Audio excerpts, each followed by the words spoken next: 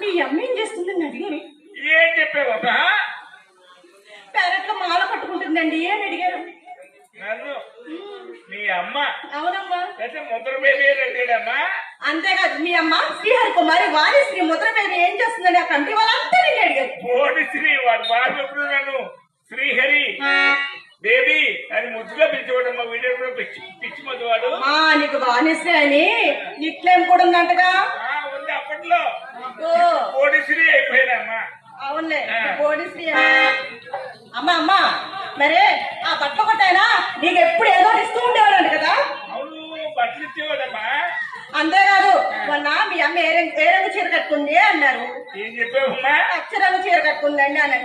పచ్చ చీర ఏంటి, నేను ఇచ్చాను కదా ఎర్ర చీర, అది కట్టుకోమన్నారే. ఎర్ర చీర? సాయంత్రం వస్తాను ఎర్ర చీర కట్టుకుని ఉండమను.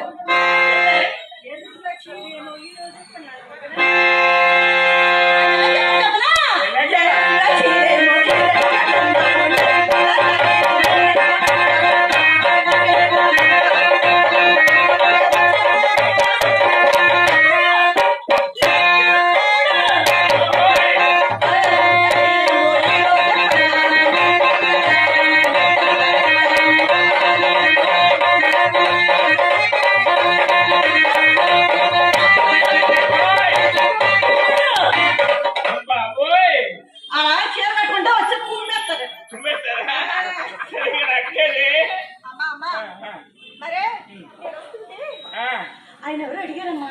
ఎవరమ్మా? ఎవరు పూలు అమ్ముకున్న ఆయన. అడిగాడమ్మా?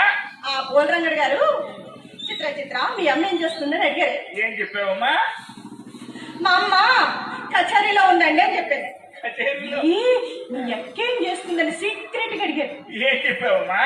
మేడ మీద గదిలో అలంకరించుకుంటే చెప్పేశారు. అమ్మా అమ్మా ఇంటికాడ ఒక మంచి పని చేసావమ్మా. అమ్మా మరే ఆయన నన్ను ఎలా చూసారు చెప్పినా పైనుంచి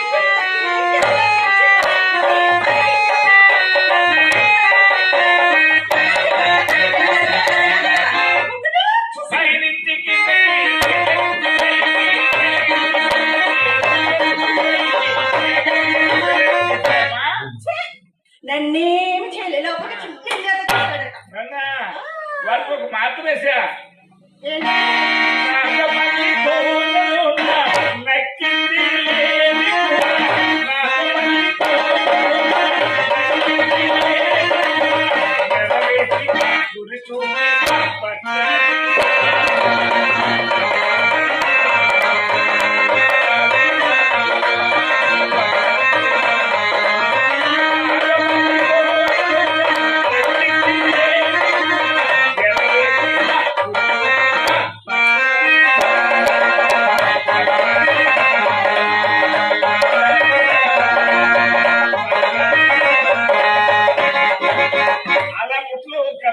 అమ్మో నీ గురే తప్పదే.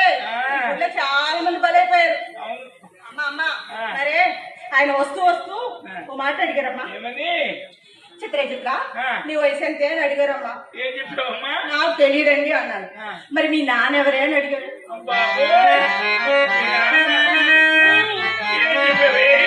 నాకు ఎలా తెలుస్తుందమ్మా? అమ్మ ఎందుకు మా నాన్న ఎవరు చెప్పే.